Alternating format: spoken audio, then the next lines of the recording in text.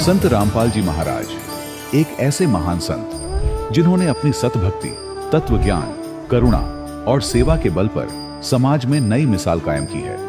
संत रामपाल जी महाराज की अगुवाई में उनके सभी सतलोक आश्रमों से समाज कल्याण के अद्भुत कार्यों ने समाज को सुनहरे भविष्य की एक नई उम्मीद दिखाई है।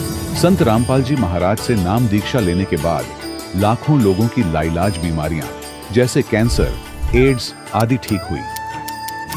संत जी के ज्ञान से प्रेरित होकर उनके अनुयायियों ने लाखों यूनिट रक्तदान किया। संत जी ने लाखों बहन बेटियों का दहेज मुक्त विवाह करवाया।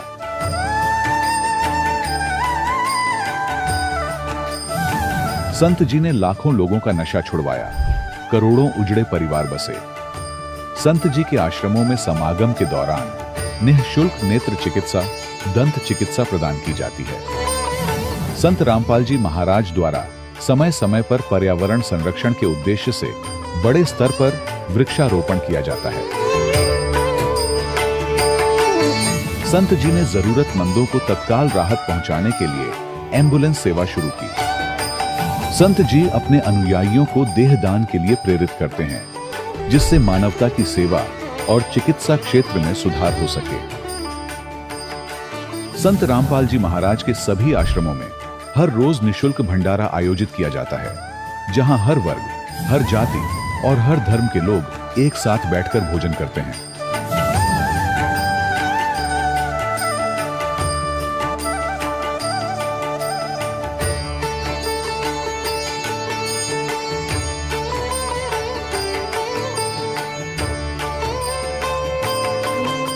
संत रामपाल जी महाराज की अन्नपूर्णा मुहिम ने गरीब और बेसहारा लोगों के जीवन में एक नई ऊर्जा और उम्मीद को जन्म दिया है।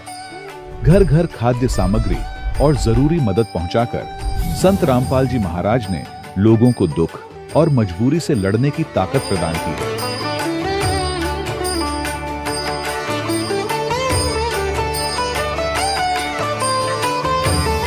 संत रामपाल जी महाराज द्वारा गरीब लोगों के लिए घर बनवाने का अद्भुत कार्य एक ऐसी मिसाल कायम कर रहा है जो सदियों सदियों संत जी की उदारता और दया भावना के तौर पर जाना जाएगा।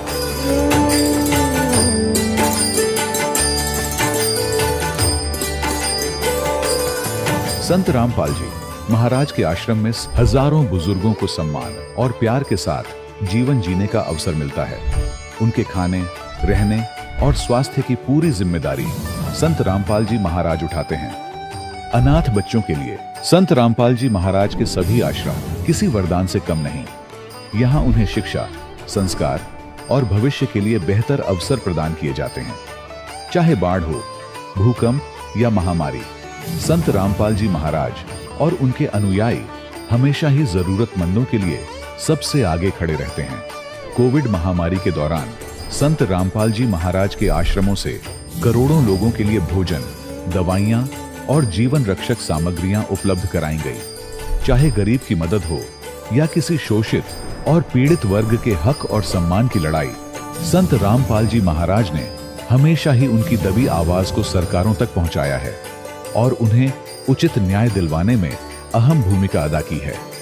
समाज में आध्यात्मिक और सामाजिक मूल्यों के प्रति जागरूकता लाने में संत रामपाल जी महाराज हर कदम पर मानवता के सच्चे सेवक साबित हुए हैं। संत रामपाल जी महाराज का जीवन हमें सिखाता है कि सच्ची सेवा वही है जो निस्वार्थ भाव से की जाए। आइए हम भी इस महान सेवा के कार्य में इस महान संत से जुड़ें और संत रामपाल जी महाराज से नाम दीक्षा लेकर अपने जीवन को धन्य बनाएं।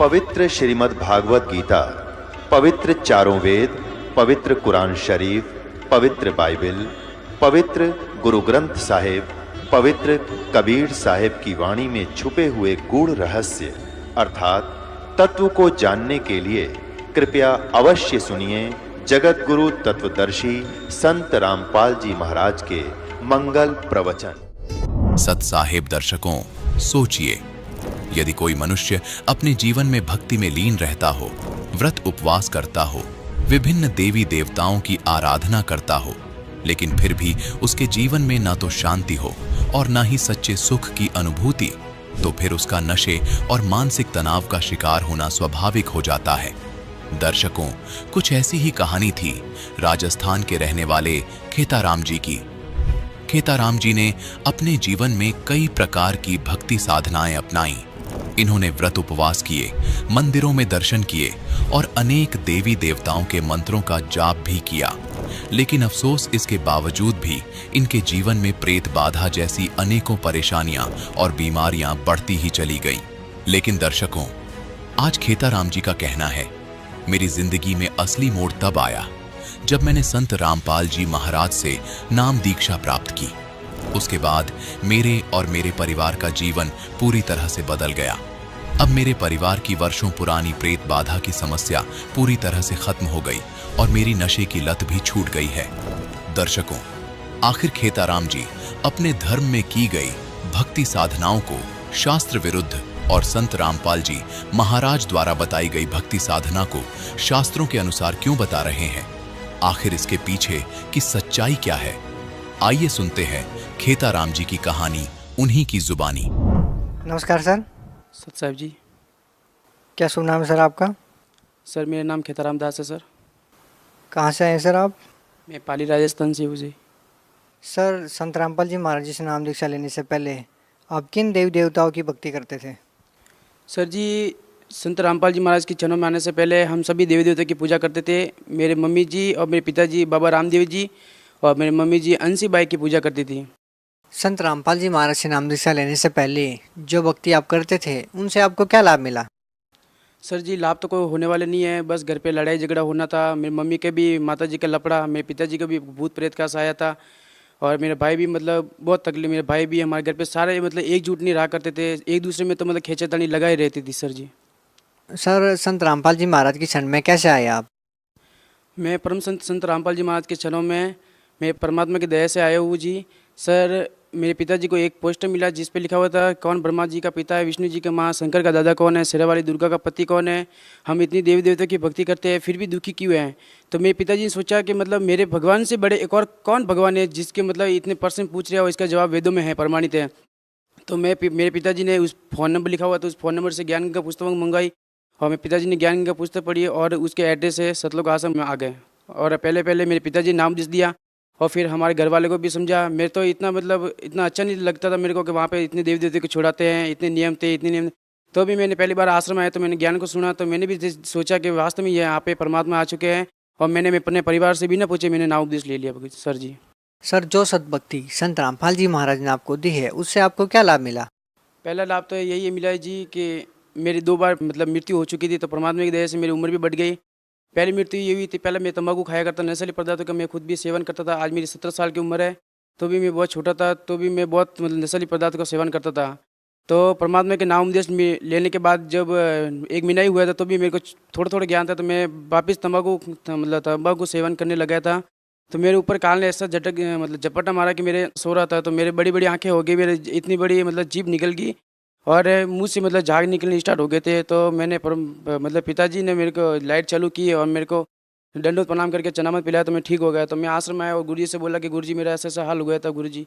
तो परमात्मा ने कहा कि बेटा अगर तो जन्म नहीं होता तो तुम्हारी उस समय मृत्यु थी, परमात्मा तेरी आयु बढ़ा दी है। चंडीगढ़ गया था मैं, तो वहाँ से स्पीड गाड़ी में से पीछे से गिर गया था, ऐसे सड़क के उल्टी साइड में गिर गया था। तो मेरे कहीं भी चोट नहीं आया। तो मैंने गुरुजी से कहा कि गुरुजी आज मेरी जान बची। तो गुरुजी ने कहा ठीक है बेटा कि आज जन्म नहीं होता तो तू मर जाता आज। और पिताजी को 2 बार हार्ट अटैक आ चुका है। मेरे पिताजी को 10-15 दिन पहले यम के दूत लेने आ गए थे। मेरे पिताजी ने हाथ जोड़ के परमात्मा का सुमरन किया। संत रामपाल जी महाराज खुद आए और हाथ का ऐसा झपटा मारा तो वो यम के दूत वो गायब हो गया था। और परमात्मा मेरे 2 बार भी मेरे घर पे आ चुके हैं, मेरी मम्मी को भी दिखे और कमरे में जाते हुए मेरी मम्मी ने देखे और फिर पूरा कमरा देखा, पूरा घर देखा, वो कहीं नजर नहीं आए परमात्मा। और तीसरा लाभ ये हुआ कि मेरे पिताजी को भी मतलब जीवनदान मिला, मेरी मम्मी को भी जीवनदान मिला। भूत प्रेत का सहायता वो सारे मतलब कुछ मतलब घर के नज़दीक भी नहीं आते ये भूत सहारे मतलब। और मेरे भाई भी मतलब बहुत मतलब बदमाशी करता था, उनको भी आज परमात्मा की दया से बहुत सही चल रहा है। हमारे घर पे भी मतलब सब बहुत सुखी से रह रहे सर जी। और एक मेरी बहन थी जिसके बच्चेदानी पर सूजन थी, और तो डॉक्टर साहब को बताया कि डॉक्टर साहब मेरे बच्चेदानी में सूजन है। तो डॉक्टर ने चेक किया, सोनोग्राफी कराई, तो उसमें बताया कि आपको ऑपरेशन करना पड़ेगा और खून की कमी है। तो घर पे आके परमात्मा से प्रार्थना की, क्या परमात्मा आप तो सर्वसृष्टि रचनार, आप तो सब जो चाहे सो कर सकते हो। तो वापस दूसरी बार रिपोर्ट निकाली तो डॉक्टर ने खुद मना कर दिया कि कोई खून की कमी नहीं है और कोई मतलब ऑपरेशन नहीं करना पड़ेगा। और मेरे एक और बड़ी वाली बहन है, उनके भी मतलब पेट में जो बच्चा था वो उल्टा बता रहा था वो सोनोग्राफी में। तो डॉक्टर ने बताया कि भाई आपका बच्चा उल्टा है और ऑपरेशन से इसको सीधा करना पड़ेगा। तो मालिक के मन में प्रार्थना की कि परमात्मा आप तो खुद जानते हो, आप तो सब ठीक करने वाले हो। तो बस मन में यही सोचा था कि उसी टाइम वापस दूसरी रिपोर्ट निकाली कि बच्चा सीधा कैसे हो गया। तो परमात्मा की ऐसी रजा हुई सर, बहुत लाभ मिले सर। सर भगत समाज को क्या संदेश देना चाहते हैं आप?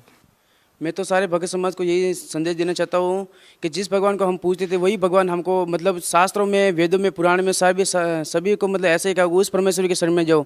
श्रीमद् भगवद गीता के गीता अध्याय 18 के श्लोक में 62 में श्री कृष्ण जी खुद अर्जुन को कह रहे हैं कि हे अर्जुन, तू सर्व भाव से उस परम पिता परमेश्वर के शरण में जा, जिसकी कृपा से तू परम शांति को और सनातन परम धाम को प्राप्त होगा।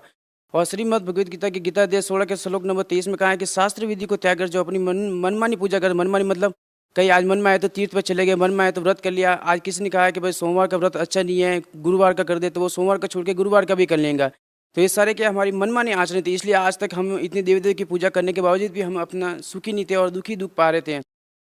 तो आप उस चैनल पर सत्संग आता है, आप सत्संग को ध्यान से सुनो, ज्ञान का पुस्तक पढ़ो, आप ज्ञान को आदर बने। और आप नीचे जो हेडिंग पे जो फ़ोन नंबर दिया उस फ़ोन नंबर पर संपर्क करो। आज अपने पूरे इंडिया में परमात्मा की दया से नामदान शुरू हो गया है, तो अपने मतलब इस हेडलाइन पर नंबर दिए उस पर संपर्क करो और वापस अपने जाकर नाम उपदेश ले लो। बहुत बहुत धन्यवाद सर आपका। सत साहब जी। दर्शकों, अभी आपने सुने संत रामपाल जी महाराज से दीक्षा प्राप्त करके सुखी हुए भक्त के अनुभव। अब देखिए जगत गुरु तत्वदर्शी संत रामपाल जी महाराज के मंगल प्रवचन।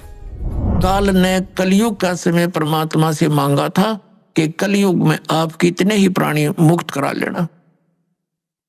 परमात्मा को पता था, कबीर परमेश्वर जी को, कि सतयुग त्रेता द्वापर में ये प्राणी दुखी नहीं होंगे, इनके पुण्य इनके साथ रहेंगे, ये मेरे विचारों को कतई नहीं मानेंगे। और कलयुग में काल ने चाल चली थी कि इनको नास्तिक कर दूं, ये भक्ति चाहे ही नहीं, कोई आवे तो उनका संदेश वाहक परमात्मा का तो ये सुना ही नहीं। जैसे पूरा चीन नास्तिक हो गया, पूरा रूस नास्तिक हो गया। काल का ये दाव था कि भारतवर्ष को भी नास्तिक कर दूं। इसके लिए इसने कौन से कदम उठाए? पहले तो बुद्ध धर्म की शुरुआत की। बुद्ध धर्म के ऊपर परमात्मा ने दया करी, आदि शंकराचार्य को भेजकर उस बुद्ध धर्म को बंद किया और अपना धर्म चला दिया। काल भगवान ने उसको भी गिरफ्त कर लिया। उसने श्री कृष्ण, श्री राम, श्री शंकर जी को सुप्रीम पावर बताकर हमारे ऊपर ये पूरी साधनाएं थोप दी और फिर साथ में ये तीर्थों और ये धामों की पूजाओं पर लगा दिए, बंदरों की पूजाओं पर। अब परमात्मा बड़े दयालु हैं, ये भी उनका एहसान है श्री आदि शंकराचार्य जी का कि उसने हमें नास्तिक होने से बचा दिया। यदि बौद्ध धर्म भारतवर्ष में फैल जाता तो चीन जैसी दशा आज हमारी होती, हम राम नाम बोल भी नहीं सकते थे। लेकिन बात वही की वही रही, आसमान से गिरे, खजूर पर अटक गए। लेकिन इतना अवश्य रहा कि हम धार्मिकता की तरफ अग्रसर रहे। अब काल ने फिर दूसरा दाव खेला नास्तिक बनाने का। ये जितना राधा स्वामी पंथ, जय गुरुदेव पंथ, विनोद वाला, राधा स्वामी पंथ, ताराचंद वाला, और ये सच्चा सौदा सिरसा और जगमाल वाली वाला रियाड़क यहाँ पर निकट सी है, हिसार के पास है गंगुआ, और ये ठाकुर जी और ये कृपाल सिंह जी, ये सारे एक ही कुएं का जल है। श्री शिवदयाल जी के विचारों से प्रभावित हैं, उसी के आधार से प्रचार करें। अब ये क्या करते हैं, जैसे अपने हिंदू धर्म के सबके घरों में एक जोत जला करती देसी घी की, ये तो आम देखा होगा आपने। तो इन्होंने राधा स्वामी, धन धन सतगुरु वाला ने, जय गुरुदेव वालों ने, ये ताराचंद वाला ने वह भी बंद करवा दी। इन्हों का ये जोत नहीं जलानी, हमने तो अंदर जोत जलाएंगे। बताओ, वो थोड़ा बहुत हवन यज्ञ का लाभ होना था, पुण्य बनना था, वो भी बंद करवा दिया। और इनका ज्ञान आपके पास है, वो कैसे वचन सुनाते हो, सतनाम, वही सतनाम है, वही सतपुरुष, वही सार शब्द, वही सार नाम, वही सचखंड, वही सतलोक, वही राधा स्वामी। ये इनकी अकल देखो। इन ज्ञान तो सब सदग्रंथों से अलग कर दिया। इनकी एक और थ्योरी है। इनके महापुरुष कहते रहे हैं कि हमने वेदों और गीता को पढ़ने की आवश्यकता नहीं, हमारा ज्ञान तो इनसे आगे का है। जो थोड़ा बहुत गीता जी को नित्य पाठ करके ज्ञान यज्ञ का लाभ मिलना था वो बंद करवा दिया, इन ग्रंथों से नफरत करवा दी। तो ये पक्के काल के दूत थे। अब कुछ वर्षों के अंदर आप देख लेना, अगर ये नहीं इस मार्ग पर लगे तो सब नास्तिक हो जाएंगे, चीन जैसी स्थिति हो जाएगी इन लोगों की। लेकिन अब परमात्मा दया करेंगे, सबको ये ज्ञान स्वीकार करना पड़ेगा, नहीं तो इस मनुष्य जीवन को नाश करके वो बहुत कष्ट उठाएंगे जो इस ज्ञान को स्वीकार नहीं करेंगे। दास कोई उनकी बुराई में नहीं बोल रहा, इस दास को ये पता चल गया कि ये सभी हम एक पिता की संतान हैं। और यहाँ का जो काल भगवान है वो नहीं चाहता कि इनको यथार्थ ज्ञान हो। सदग्रंथ हमारे पास है और गुरु हमने बना रखे। हमारे हिंदू धर्म के गुरु हमें नहीं बता पाए सदग्रंथों में क्या प्रमाण है, इसके विरुद्ध लोक वेद सुनाकर हमारा बट्ठा बैठा दिया इन्होंने। तो दास का उद्देश्य सभी पुण्यकर्मी प्राणियों से है, यही है कि आप जी सच्चाई को ग्रहण करें, पूरा अच्छी तरह जांच करें जो दास शब्द बोलता है, और फिर इस तत्व ज्ञान को ग्रहण करें और अपना कल्याण करवाएं।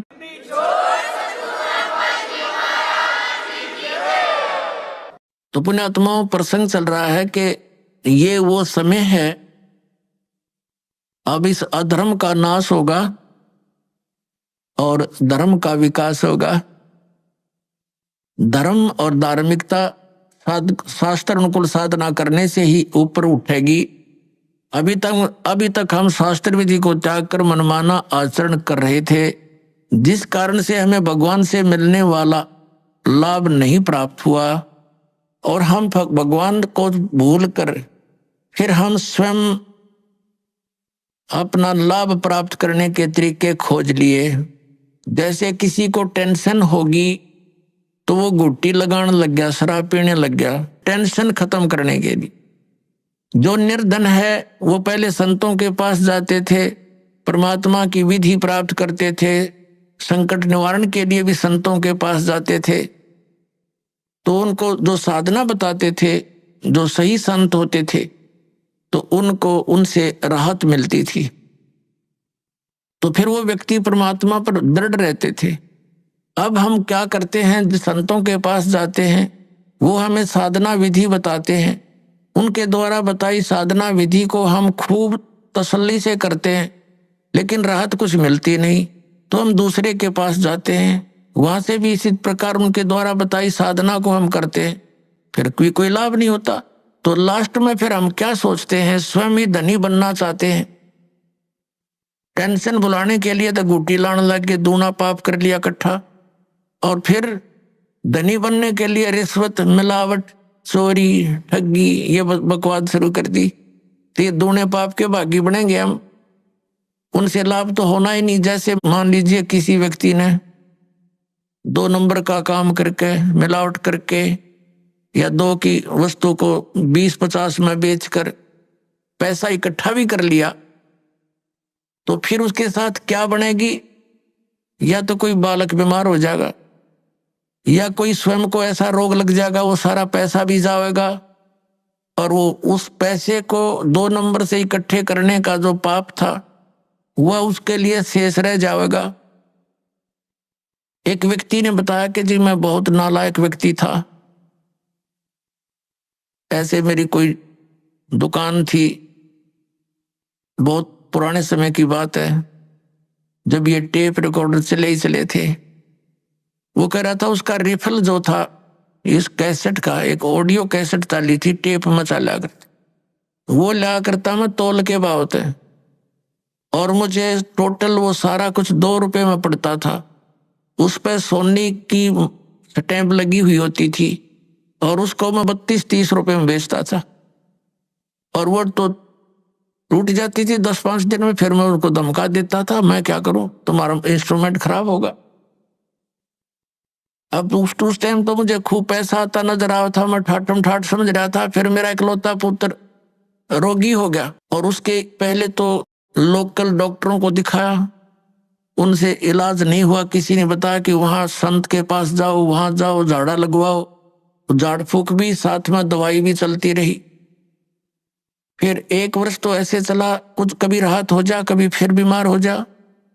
लास्ट में पता चला कि उसकी दोनों किडनी फेल होगी। उसके लिए ऑल इंडिया इंस्टीट्यूट दिल्ली में गए, दोनों किडनी फेल होगी और गुर्दे बदलवाए, उसके एक गुर्दा बदलवाया। लगभग हमारा 3 लाख रुपए खर्च हो गया, 3.5 लाख के आसपास टोटल, जब से वो रोगी हुआ था। लड़का स्वस्थ हो गया, कोई बात नहीं, जो नुकसान हुआ सब्र किया। उसके विवाह की तैयारी कर रहे थे। 6 महीने के बाद, स्वस्थ होने के 6 महीने के बाद वही लड़का बस दुर्घटना में एक्सपायर हो गया। अब टक्कर मार के रो रहा हूं। जब से ये ज्ञान सुना है उस समय मुझे वो कुकर्म याद आते हैं मेरे, कि जिस बेटे को सुखी बनाने के लिए मैंने ये ऐसे जुल्म किए थे, वो बेटा भी ना रहा और वो धन भी ना रहा। अब मैंने बताया कि अब तेरे पास क्या रहा, जो तूने पाप इकट्ठे करे थे वो धन इकट्ठा करने में, वो तेरे पास ज्यों के तो सुरक्षित है। अब इसने धर लीजिए सिर पे वहां धर्मराज के दरबार। तो फिर उसने दीक्षा ली। पुण्यात्माओं, गलती इंसानों पर, बहुत भक्तों पर हो जाती है, लेकिन जब तक उसको ये पाप नाशक औषधि नहीं मिलेगी, वो पाप उसके ज्यों के त्यों रखे रहेंगे। तो कबीर परमात्मा दयालु हैं, उनको ये मालूम है कि ये बच्चे काल से भ्रमित ये ऐसी गलतियां कर रहे हैं, वो दयालु हैं। जैसे पुण्यात्माओं, जब तक आपको ज्ञान नहीं होता और आपने जो भी गलती कर दी वो अक्षम्य है, माफ करने योग्य है, और अब ज्ञान होने के बाद बकवाद करोगे तो फिर आपको क्षमा नहीं होगी। जैसे बच्चा अबोध होता है, छोटा सा बालक होता है, पालने में झूल रहा है, और उसने टट्टी पेशाब दोनों कर दिए और सब कपड़े भी खराब कर लिए, हाथ पैर भी ऐसे खराब कर लिए। माता आती है, वो देखती है कि इसने सारा कुछ बिगाड़ दिया काम, लेकिन वो उसे अक्षुब्ध नहीं होती, नाराज नहीं होती। उसको मालूम है कि इसको पता नहीं, उसको नवावेगी, धोएगी कपड़े, स्वच्छ कपड़े पहनावेगी, प्यार करेगी, फिर दूध पिलावेगी और फिर सुलावेगी। और जब वो बच्चा बड़ा हो जा और वो कितना कपड़ा में बैठ कर टट्टी कर दे, उसका दूध रहेगी दड़ाक और बाहर पटकेगी, हन्नू कहेगी ला दो गई ना अपने आप। तो ऐसे पुण्यात्माओं, जब तक हम अबोध हैं, हमें यह ज्ञान प्राप्त नहीं हुआ, तब तक तो हम ऐसे थे, गलती करके हम अपने पापों से सने पड़े हैं। तो ये परमात्मा कबीर जी दयालु है, ये अपने बच्चों को धोएंगे। इन पाप नाशक दवाई है मालिक के पास, इनके पास एक मंत्र है जो दास आपको देगा, आपके सभी पापों का नाश कर देंगे, आपके प्रारब्ध के पापों का भी नाश करेंगे, आपके संचित पापों का भी नाश इस मंत्र से होगा। जैसे फसल में पहले खरपतवार हो जाता था तो उसका कोई विकल्प नहीं था, कुछ एक तो कसोले कस्सी से उसको थोड़ा बहुत खुरच देते थे, वो फिर भी हो जाता था। जब फसल बड़ी हो जाती थी तो उसका कोई विकल्प नहीं था, वो साथ ही पला करता था फसल के। अब एक ऐसी मेडिसिन खोज होगी है कि उसको फसल में डाल दिया जाता है तो खरपतवार का नाश कर देती है, फसल को हानि नहीं करती। इसी प्रकार ये मटेरियल यानी ये केमिकल और ये साल्ट पहले विद्यमान थे लेकिन खोज नहीं थी। इसी प्रकार ये मंत्र परमात्मा ने पहले ही हमारे सदग्रंथों में विद्यमान कर रखे थे, ये हाथ नहीं लगे थे। अब इसकी खोज होगी, इस दास के पास उपलब्ध है और इससे सब पाप नाश हो जाएंगे और आपके पुण्य शेष रह जाएंगे।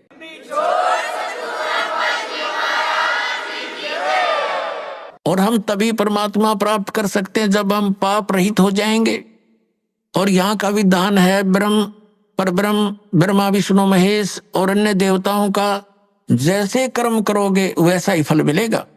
पाप आपके अलग लिखे जाते हैं, पुण्य अलग लिखे जाते, और दोनों को ही आपको फल मिलता है। दोनों का पुण्यों के लिए स्वर्ग महास्वर्ग, फिर यहाँ के छोटी मोटी सुविधा राजा या अच्छी कोई पोस्ट, और नरक ये भी पैरेलल मिलेगा। कुत्ते गधे सुअर की योनि ये भी अवश्य भोगनी पड़ेंगी। लेकिन कबीर परमेश्वर की शरण में आने के बाद आपको अब ये पापों का दंड नहीं भोगना पड़ेगा। आपके प्रारब्ध के कर्मों का भी नाश होगा जो आपको हानिकारक होंगे। इसलिए तो भक्ति करते हैं, इसलिए परमात्मा की खोज करते हैं कि हमारे ऊपर कोई आपदा आवे तो परमात्मा हमारी रक्षा करे। और जब वो आपदा भी आ रही है तो फिर प्रोटेक्शन क्या हुआ उस साधना का जो हम करें। जैसे हमने कोई शेड या झोंपड़ी मकान बना रखा है, उसका उद्देश्य क्या है कि गर्मी सर्दी वर्षा से हमारी रक्षा करे। और जिसने हमने बना रखी है झोंपड़ी या मकान और वो सारा पानी भी अंदर ही आ रहा है और धूप का भी असर ऐसे पैदल है, तो वो कुछ भी प्रोटेक्शन नहीं है आपका। आप कितने नशे में पड़े हो और सोच रहे हो महल में बैठे हो, तो सारी आपदाएं आप पर आ रही हैं, तो साधनाएं आपकी वो सत्य नहीं है, शास्त्र अनुकूल नहीं है, इसलिए आपको कोई लाभ प्राप्त नहीं हो रहा है। तो उसकी प्राप्ति के लिए आपने परम संत की खोज करनी पड़ेगी। और इन्हीं मंत्रों और साधनाओं को जो दास देता है, अन्य कोई व्यक्ति देवेगा, उससे कोई लाभ आपको प्राप्त नहीं होगा। क्योंकि अनअधिकारी से कोई भी कार्य सफल नहीं होता। जैसे एक सिंपल सी बात है, आप जी पासपोर्ट बनवाते हैं विदेश जाने के लिए, यदि वो डुप्लीकेट बना दिया जाता है तो आप भी दोषी और बनाने वाला भी अपराधी, दोनों को सजा मिलेगी। इसी प्रकार हमने जाना सतलोक, और ये पासपोर्ट बनाने का आदेश केवल इस दास के अतिरिक्त इस ब्रह्मांड में नहीं है, ये सत्कर मान लेना। और इसके अतिरिक्त जो भी कोई नाम दान साधना दे रहा है वो शास्त्र विदिता का मनमाना आचरण है उनका, और वो डुप्लीकेट नाम दे रहे हैं, उनसे कोई लाभ आपको नहीं होना। और इन मंत्रों को भी यदि इस दास से कोई प्राप्त कर चुका है और वो दुष्ट आत्मा स्वयंभू संत बनकर उनको आगे दान कर भी रहा है, तो डुप्लीकेट पासपोर्ट बना रहा है वो, उससे भी आपने बचना है। इसी करके ये काल हमारा भट्ठा बंटवाता है, ये पैरेलल खड़ा कर देता काल के दूतों को। भगवान आए थे, एक कबीर पंथ लाया था, उसके बाद काल ने 12 कबीर पंथ चला दिए, सबको भ्रमित कर डाला। परमात्मा कबीर जी वाली एक भी साधना उन पंथों में नहीं, नाम कबीर पंथ है। तो इससे आपने अब सतर्क रहना है। पीछे जो गलतियां हो चुकी हैं उनसे बचकर ही हम आगे सफल हो सकेंगे। वो उदाहरण भी आपको दिए जाते हैं। अपनात्मा हमारे सदग्रंथ हमारे साथ हैं, हमारे पास हैं। जैसे प्रसंग चल रहा था कि जो मंत्र आपको दिए जाते हैं ये यथार्थ जाप साधना है, सदग्रंथों में वर्णित है। और जो आपको दास साधना विधि और ज्ञान बताता है वो सूक्ष्म वेद से बताता है। तत्व ज्ञान रूपी 5वां वेद जो है, जो सच्चिदानंद घन ब्रह्म की वाणी में वर्णित है, उसके आधार से आपको ज्ञान देता है। तो उसके अंदर कंप्लीट ट्रीटमेंट है, यो पूरा कोर्स है। जैसे आप जी ने पवित्र हिंदू धर्म के धर्मी पुरुषों ने, भक्तों ने, बहनों ने पुराणों को खूब पढ़ा है, श्रीमद् भगवत गीता को भी पढ़ा है। श्रीमद् भगवत गीता में केवल एक मंत्र है, ओम, 8वें अध्याय के 13वें श्लोक में, वो ब्रह्म का मंत्र है। ओम इति एकाक्षरम ब्रह्म व्यवहारण माम अनुस्मरण ये प्रियाति तजन देहम स याति परमाम गतिम। उसका भावार्थ ये है कि गीता ज्ञान दाता ये ब्रह्म है, श्री कृष्ण जी में प्रवेश करके बोल रहा है।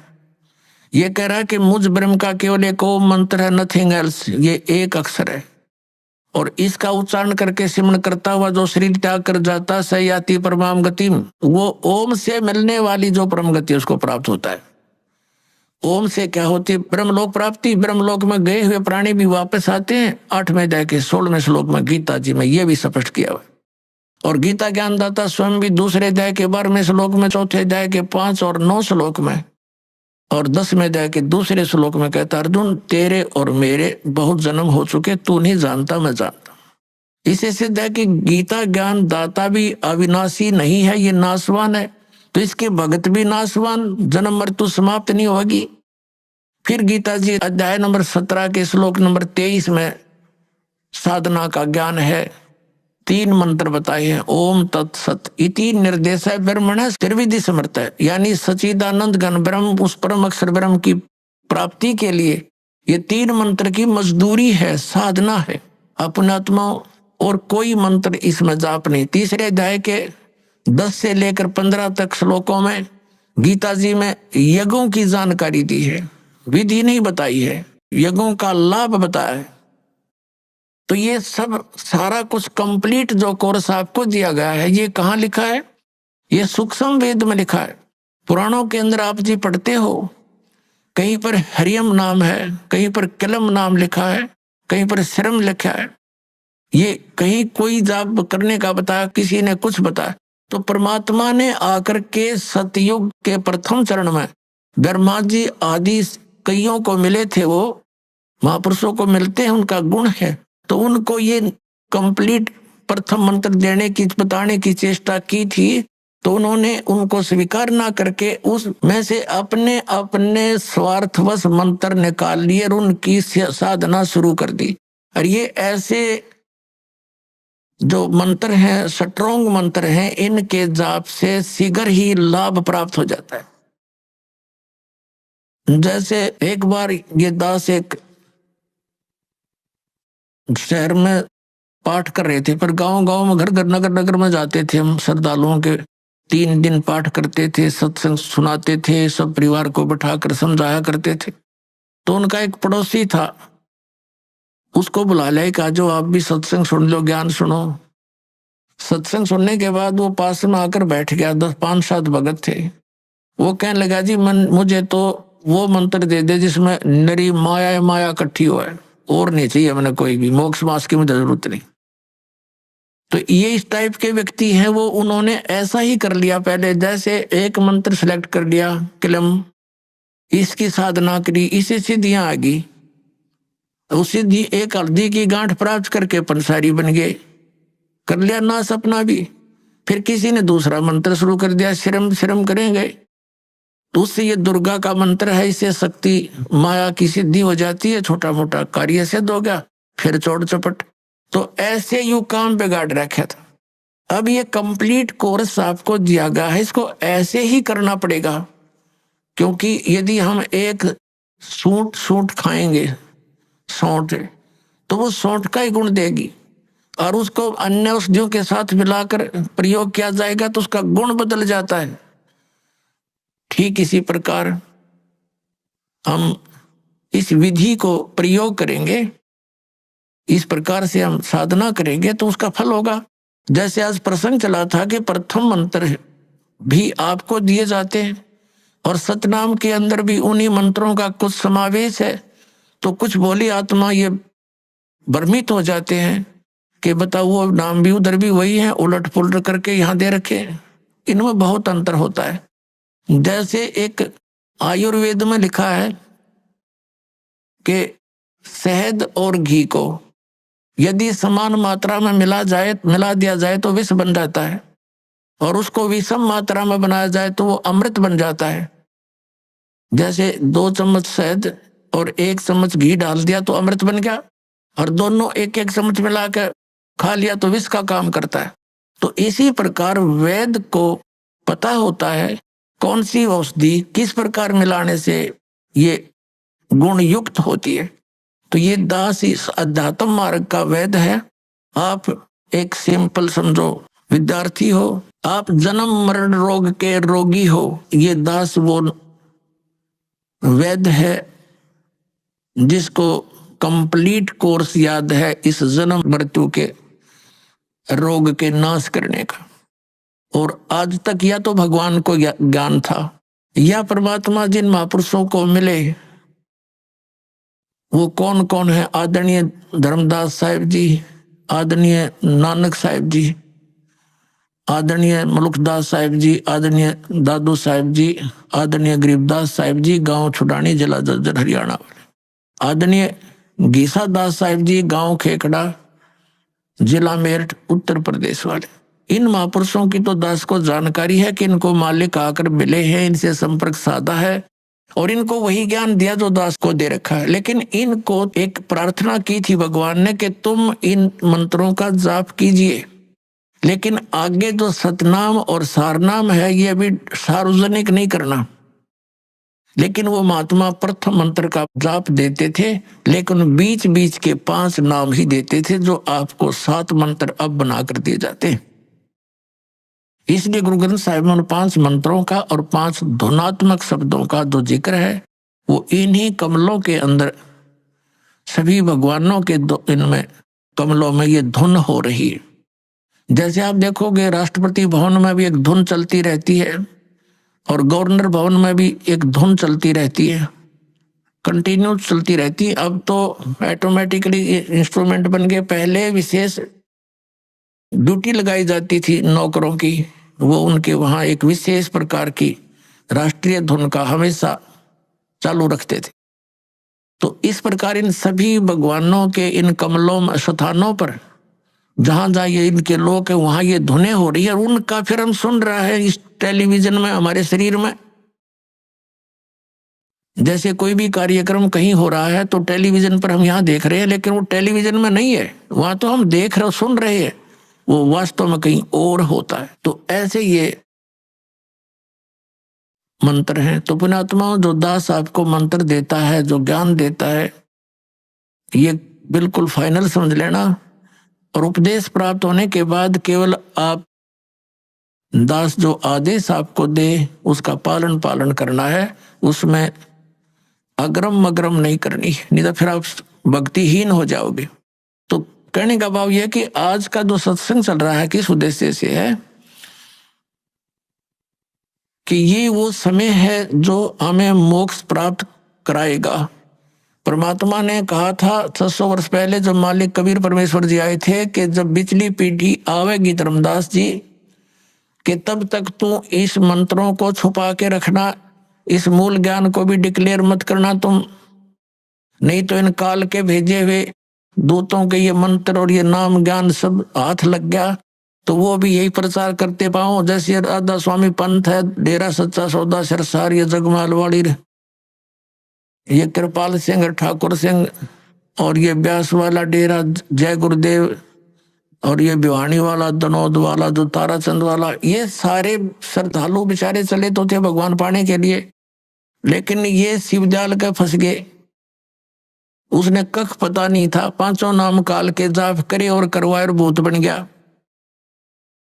और काल प्रेरणा से भोली भाली श्रद्धालु सारे ब्लाइंड फेथ करके, क्योंकि श्रद्धालु का स्वाभाविक गुण होता है वो अपने गुरुदेव पर ब्लाइंड फेथ करता है, और इसी से सफलता मिलनी थी, लेकिन उसका दुरुपयोग हो गया। किक्कर के पौधे को आम का पौधा जान कर बो लिया और उसकी सिंचाई कर रहे हैं आम प्राप्ति का उद्देश्य रखकर। ये इनकी महाभूल है। 5 नाम काल के मोक्ष की प्रतीक्षा देख कैसी भूल लगी है इनके। तो पुण्यात्माओं, दास का प्रयत्न ये ना समझना कि मैंने आपसे कुछ धन संग्रहित करना है ना। दास 2 रोटी खा रहा था, नौकरी थी सरकारी, जेई की पोस्ट पर विराजमान था, 2 रोटी का गुजारा बहुत ठीक चल रहा था। लेकिन जब से दास को ये पता चला, जब तक नाम देने का आदेश नहीं था तब भी दास घर घर जा जाकर समझाया करता था, गुरुजी से ला करके नाम दिलाया करता था। और फिर उन्होंने दास पर यह भार सौंप दिया, आशीर्वाद दे दिया कि बेटा तुम नाम दिया कर। तो उस दिन के बाद फिर और ज्यादा जिम्मेवारी बढ़ गई, इस तत्व ज्ञान को फैलाऊं। विरोध का भी रिकॉर्ड तोड़ दिया, काल ने क्रोथा कांड करवा दिया, इसी कारण से अत्याचार करवा दिया हमारे ऊपर, लेकिन समर्थ साथ था, कुछ बिगाड़ नहीं पाए। पिछला इतिहास देख लो, संतों भक्तों के साथ जिन्होंने जुल्म गुजारे लेकिन वह सफल नहीं हो पाए, अंत में मुंह की खानी पड़ी।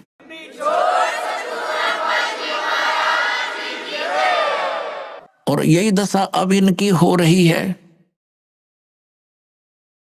तो पुण्यात्मा, परमात्मा का एक विधान है, क्योंकि परमात्मा कबीर जी जब आए थे उनके साथ भी बहुत कहर तोड़े थे, नकली गुरुओं ने जुल्म करवाए थे। उबलते हुए सरसों के तेल के कढ़ाई में बैठा दिया भगवान को, लेकिन कुछ बिगाड़ नहीं पाए। घेरे कुएं में डालकर ऊपर से कंकर पत्थरों से भर दिया, परमात्मा बाहर बैठे पाए। कारण क्या था? वो यही ज्ञान दिया करता जो दास आज उन्हीं का दिया हुआ आपके रूबरू कर रहा है। आज आपको क्यों स्वीकार्य हो गया? क्योंकि आप शिक्षित हैं और प्रमाण आपके समक्ष है।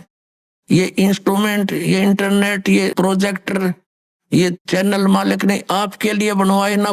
जीव सत्तर की सोच नहीं है ये इस तरह के इंस्ट्रूमेंट बना ले। ये पहले ना बनाए, आज तो 100 साल पहले कहाँ थे ये? हैं? वही मनुष्य थे। हरिन तो अच्छे बुद्धिमान और बहुत अच्छे नेक आत्मा थी।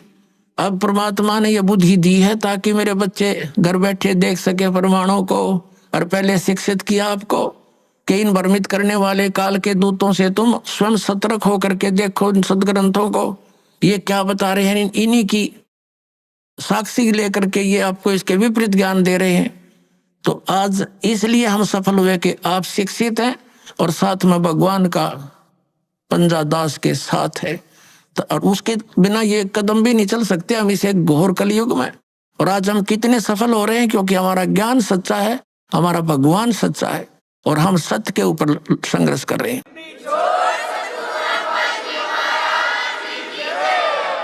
अब जो प्रसंग चल रहा है कि हम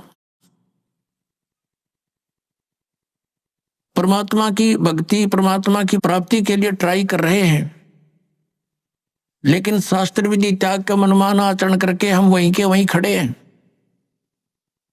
हमारा हर तरह से गिरावट में आ गए, हम हमारे विचार गिरावट में आ गए, हमारी क्रियाओं में बहुत अंतर हो गया। सराउंडिंग का क्षेत्र हम देखते हैं, जहां भी देखते हैं हमारे बच्चे जो उपदेश लेकर जाते हैं, क्योंकि इन्होंने तो सब बुराई छोड़नी है। तो घर में, पड़ोस में, रिश्तेदारी में, सब जगह वही बुराइयां ग्रस्त हैं। बीड़ी, शराब, मांस, तमाकू, माया जोड़न की चर्चा, दूसरा ज्ञान नहीं। तो पुण्यात्माओं, कुछ दिनों के बाद हमारी संख्या बढ़ती जाएगी। जब हमारी संख्या बढ़ेगी तो बुराई वाले लोग शर्माने लग जाएंगे। उनको अब तो कोई शर्म नहीं रही, बाप बेटा इकट्ठे बैठ कर दारू पीवे, बता शर्म रही? फिर छोटे छोटे बच्चे भी धिक्कारेंगे, कोई रिश्तेदार भी आ जाएगा, आप क्या पी रहे हो? ये कोई शराब पीने की चीज है? इसके कहते हैं मदरा पीवा कड़वा पानी, 70 जन्म कुत्ते के जानी। इस तरह के प्रमाण दिया करेंगे हमारे बच्चे। एक कहते हैं सुरापान मदमासा हारी, गमन करे भोग पर नारी, 70 जन्म कटेंगे शीशम, साक्षी साहिब है जगदीशम। और परमात्मा कहते हैं 100 नारी जारी करे सुरापान 100 बार, एक जन्म हुक्का भर दे वो डूबे काली धार। ये तमाकू के अंदर इतना दोष है कि एक पर स्त्री गमन करने वाले का पर द्वारा स्त्री का खोला, 70 जन्म अंधा हो डोला। सुरापान मदमासा हारी, और जो गमन करें भोगे पर नारी, 70 जन्म कटेंगे शीशम, साक्षी साहिब है जगदीशम। जो ऐसे पाप करेंगे उनके 70 जन्म तो लगातार वो बलि के बकरे बनेंगे। परमात्मा ने कहा कि एक पर स्त्री गमन करने का क्या बताया है कि 70 जन्म तो अंधा होकर धक्के खावे, और फिर 70 जन्म वो बलि का बकरा बनकर गल कटवावे। कितना घोर पाप है। और फिर कहते हैं ऐसे ऐसे 100 नारी जारी करे 100 सुरापान 100 बार। एक बार सुरापान करने का कितना पाप है? मदरा पीवे कड़वा पानी, और 70 जन्म कुत्ते के जानी। जो मदरा एक बार भी पीते हैं 70 जन्म कुत्ते के होंगे। जैसे आप मैं इस मारीची जी के जो महावीर जैन के जीव की कथा सुनते हो, 60 करोड़ बार गधा, 30 करोड़ बार कुत्ता, तो ये इन्हीं दोषों के प्रतिफल में बनते हैं। तो हम गलतियां कर जाते हैं किसी जन्म में, फिर वो लिखे जाते हैं, इकट्ठे होते हैं, फिर वो भोगने पड़ते हैं। तो क्या बताया है? मदरा पीवे कड़वा पानी, शराब पीता है जो 70 जन्म कुत्ते के जानी। आज तो टिट्टी पाक रहा, घुट्टी ला के होटलों में बैठ के मौज मार रहा, फिर कुत्ता बन के गंदी नाली के जल को पिया करेगा। ले अब तेरी मदरा ये बन गई, मदरा पीवे कड़वा पानी, 70 जन्म कुत्ते के जानी। फिर क्या बताते हैं? 100 नारी जारी करे, जो 100 नारी पर नारी भोगेगा उसको कितना घोर पाप होगा। और सुरापान 100 बार, एक बार सुरापान यानी शराब पीने का कितना दोष है, अभी आपको बता दिया। ऐसा 100 बार कर ले और एक चलम हुक्का भर दे, पीने वाले का तो गर्क बेड़ा है ही, एक हुक्का भर के देने वाले को इतना पाप लगेगा। क्योंकि कोई दोष में सहयोग देता है, कोई हत्या करने जाता है, उसकी मदद कर रहा है, उसको उठा के उसको हथियार दे रहा है कि ले कर ले काम, तो दोनों दोषी हैं वो। तो यहाँ क्या बताया कि 100 नारी जारी करे सुरापान 100 बार, एक चलम हुक्का भर दे और डूबे काली धार। जैसे आपने गीता जी अध्याय नंबर 7 के श्लोक नंबर 29 में सुना है कि जो व्यक्ति सभी कर्मों से परिचित है, पूरे अध्यात्म ज्ञान से परिचित है और तत्परम से परिचित है, तत्परम यानी परम अक्षर ब्रह्म से, तो वह केवल जरा और मरण से छूटने का ही प्रयत्न करते हैं। वो यहाँ की बकवादों में आश्रित नहीं रहते, यहाँ की किसी वस्तु की डिमांड नहीं करते, दोष भक्ति के अनुकूल साधना वही करते हैं और उसमें बाधक वस्तु को ग्रहण नहीं करते। तो ये हमारे बच्चे इन पूरे अध्यात्म ज्ञान से और इस सभी पूरे कर्मों से परिचित हो जाएंगे, तो फिर वो आम व्यक्ति को जो भी उनके संपर्क में आवेगा उनके गुणों से परिचित कराएंगे कि ये मत करो आप, ये पाप लगता है। अब छोटे छोटे बच्चे भी, कोई रिश्तेदार आता है वो बेड़ी वगैरह मंगवाता है, वो मना कर देते हैं, आपकी और सब सेवा कर देंगे पर ये नहीं करेंगे क्योंकि इसमें हमें दोष लगेगा, और आप हमारे घर पर भी इसको पीने की कृपा ना करना, हमारी हानि हो जाएगी। तो वो अपने आप शर्मिंदे होंगे। एक भक्त बता रहा था कि ऐसे हमारे घर पर हमारा एक बहनोई आ गया, उसने हमारे लड़कों पर, लड़के थे घर पे, और वो लगा निकाल के बीड़ी पीने, उनसे उन्होंने कहा जी आप फूफा जी बीड़ी ना पियो हमारे घर पे। तो उन बच्चे थे, उसने समझदार व्यक्ति था, उसने बंद कर दी और बाहर जाकर पी आया। उसने सामने आकर उससे बताई मेरे से, वो कह रहा था, कहने लगे ये बालकों को क्या हो गया, मैं बीड़ी पीने लगा था ना, मना कर दिया। तो उन्होंने कहा ये हमने उपदेश ले रखा है ऐसे ऐसे, हम ना ये पीवर ना पीने दें, ना हम आपकी मदद करेंगे और आपकी सारी सेवा करेंगे हम, लेकिन ये अब हम नहीं, आपको सहयोग भी नहीं देंगे।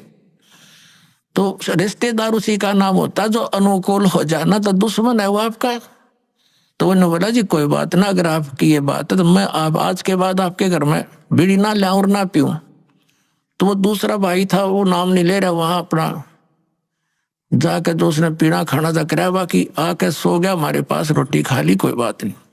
फिर वो गया हुआ था किसी कारण से कहीं पर, वो ही कहीं दूसरी रिश्तेदारी में, वो कह रहे थे कि हम ऐसे ऐसे वहां जाएंगे, तो भी चलेगा कि, तो वो खुद कह रहा था हमारा बहनोई कि वहां जाओ तो भाई अपना बीड़ी माचिस बार धर दियो, यानी खुशी के, उसने कोई उलाहना नहीं दिया, बल्कि उनको आगाह किया कि वहां लेके मत जाना, उड़ा नहीं बढ़न देंगे तुमने बीड़ी माचिस समेत।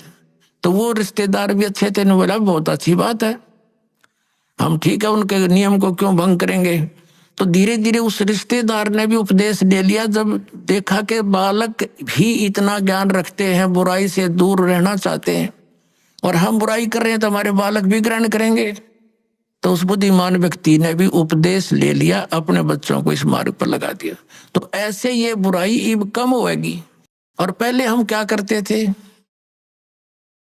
जब हम छोटे छोटे थे, हमारी बहनों के बटेऊ आते थे बहनोई, तो हमारी स्पेशल सेवा लगाई जाती थी कि इनकी चलम ठंडी नहीं होनी चाहिए, ना तो बेइज्जती हो जाएगी, यानी इनका हुक्का इतना प्यारा है, ये कंध्याड़ बैठे रहियो स्पेशल। तो बताओ, एक तो उनको दूना नरकमठ हो क्या करते, अरे वाह, उनने कहा हाथ जोड़ कर ना जी, ना पीवा ना पीने दें, तो उनको भी विवश होना पड़ेगा सोचने से बुराई को छोड़ने के लिए। तम्बाकू शराब ये कोई खाने पीने की वस्तु है, बकवास लपेट ली चौगर देकर अपना आत्मा। इस प्रकार अब ये पूरे विश्व में एक अच्छी लहर दौड़ेगी, विकार रहित होंगे, और जो माया जोड़न की दौड़ लाग रही पुण्यात्माओं या कति खत्म होएगी ज्ञान के आधार से। अभी आपने सुने संत रामपाल जी महाराज के मंगल प्रवचन। आइए अब सुनते हैं संत रामपाल जी महाराज से नाम दीक्षा लेकर सतभक्ति करके अद्भुत लाभ प्राप्त करने वाले अनुयायी के विचार। दर्शकों, मनुष्य अपने जीवन में सुख और शांति की चाह में अपने धर्म में प्रचलित अनेकों पारंपरिक भक्ति साधनाओं को अपनाता है, लेकिन जब इसके बावजूद भी उसके जीवन के कष्ट और परेशानियां समाप्त नहीं होती, तो उसका नशे जैसी बुरी आदतों की गिरफ्त में आ जाना स्वाभाविक हो जाता है। दर्शकों, ऐसी ही कहानी थी मध्य प्रदेश के रहने वाले महेश गायकवाड़ जी की।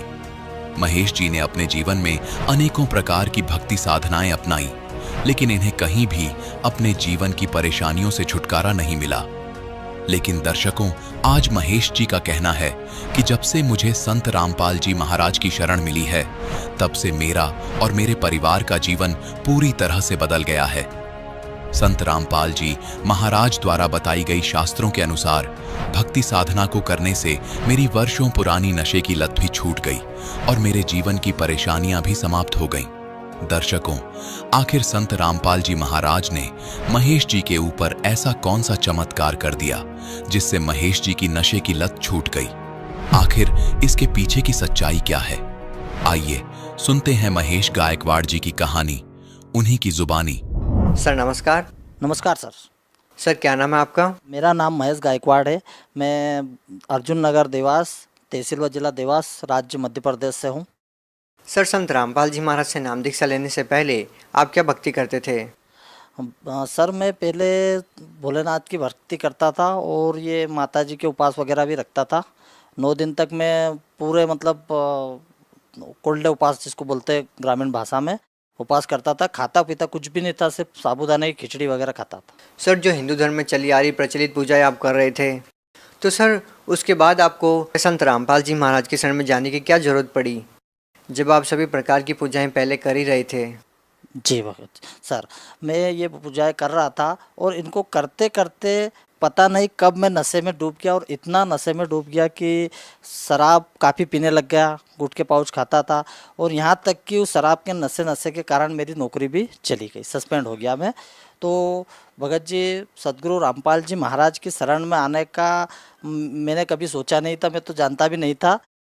मेरे छोटे भाई सुरेश गायकवाड़ जी उनकी शरण में थे और उन्होंने मुझे बोला और बताया कि आपको मेरे साथ चलना है ना, बताया नहीं कि कहाँ चलना, मुझे ले गए, वो ट्रेन में बिठाया, ट्रेन में बिठा के ले गए। तो वहाँ पे पहली बार गया था सर मैं सतलोक आश्रम में। वहाँ पे मेरा गुटखा जो है वो तंबाकू का गुटखा खाता था, वो बाहर रखवा दिया और अंदर ले गए। अंदर मुझे खाना, पहले मैं भगत जी खाना 1 सवा रोटी खा सकता था, लेकिन वहाँ भगत जी मैंने वहाँ पे अच्छे से भरपेट भोजन किया, स्नान किया। स्नान करने के बाद 4 घंटे में लाइन में लगा रहा। लाइन में लगने के बाद फिर परमात्मा सदगुरु रामपाल जी महाराज जी के वहाँ पे दर्शन हुए और मुझे फिर नामदान वहाँ पे दिलवाया गया।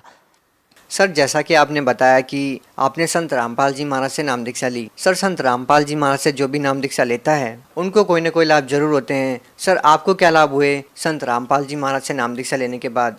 जी सर, मुझे सर्वप्रथम सबसे बड़ा लाभ तो ये हुआ कि मेरी जो शराब है वो शराब छोड़ने के लिए मेरे घर वाले मुझे हज़ारों जगह ले गए होंगे, और कई जगह तो मैं भी छोड़ने का प्रयत्न करता था, लेकिन मैं छोड़ नहीं पाया। और यहाँ तक कि मैंने कई बार उसमें आत्महत्या करने की भी कोशिश की। हाँ, इसी नशे की आदत के कारण मेरी सरकारी नौकरी छूट गई थी।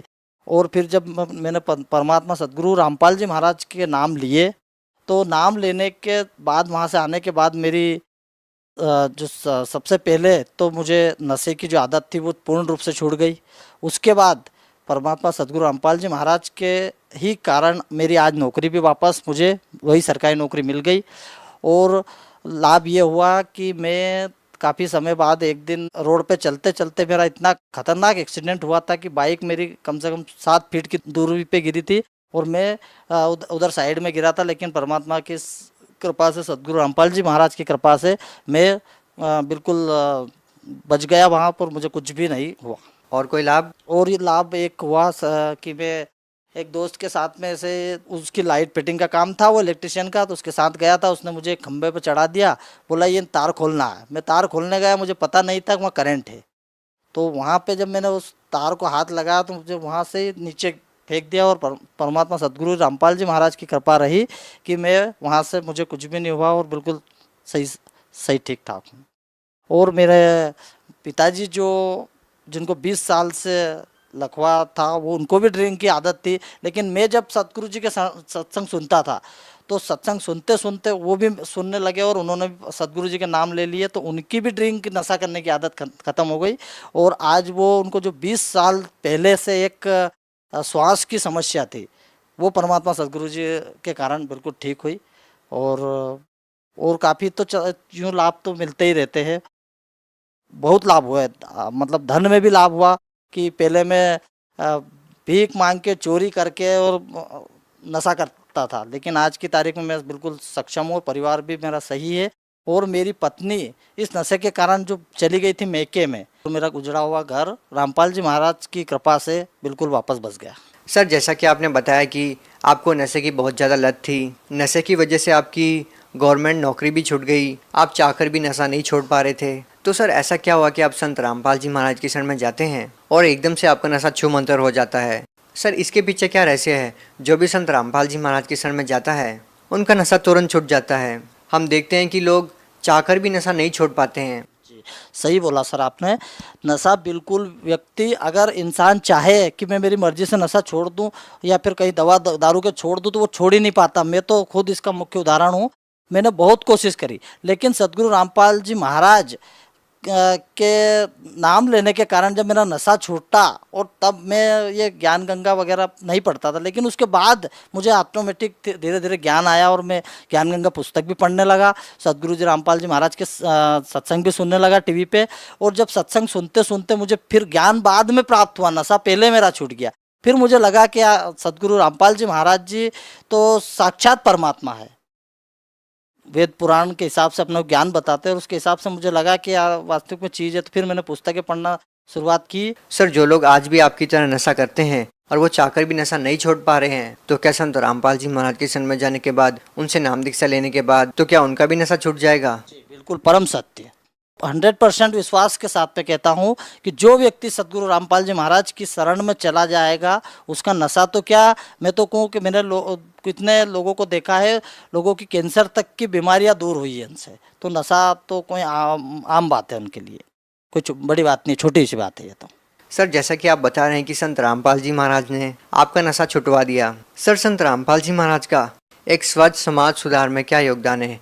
सर, स्वच्छ समाज सुधार में योगदान तो क्या बताऊं, वो तो खुद परमात्मा है। वो तो इस देश को तो क्या, पूरे विश्व को सुधारने के लिए आया है। दहेज प्रथा बंद करना मुख्य उद्देश्य, भ्रष्टाचार मुक्त। पहले मैं नौकरी, सरकारी नौकरी थी, लेकिन पंचायत की थी, तो रुपया पैसा भी लोगों से लेता था। लेकिन संत रामपाल जी महाराज की शरण में आने के बाद आज मैं ना तो किसी से, कोई भी गरीब हो या अमीर, किसी से भी 1 रुपया हराम समझता हूँ लेना, किसी से 1 रुपया नहीं लेता हूँ रिश्वत के तौर पर। भ्रष्टाचार बंद कर, मतलब अगर सतगुरु रामपाल जी महाराज की शरण में जो व्यक्ति आया वो भ्रष्टाचार नहीं करता, दहेज लेना देना उनका नहीं, उनके उसमें है ही नहीं, नियम में ही नहीं है। उनकी बहुत सारी जो ये प्रचलित है अंधविश्वास, जो प्रचलित चल रही है, ये सभी बंद करना उनका उद्देश्य। और अच्छा लगा, मतलब उनके शरण में अगर जो जाता है तो समझो वो तो सुधरेगा ही सही, और कम से कम 10 व्यक्तियों को सुधारने की कोशिश बिल्कुल करता।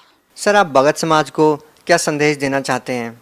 भगत समाज को एक ही संदेश देना चाहता हूँ कि वो आए सतगुरु रामपाल जी महाराज की शरण में, नाम दीक्षा ले और उनका कल्याण करवाए, और आगे सतलोक में जाने का मार्ग प्रशस्त करे। जी, बहुत बहुत धन्यवाद आपका। सच्चाई।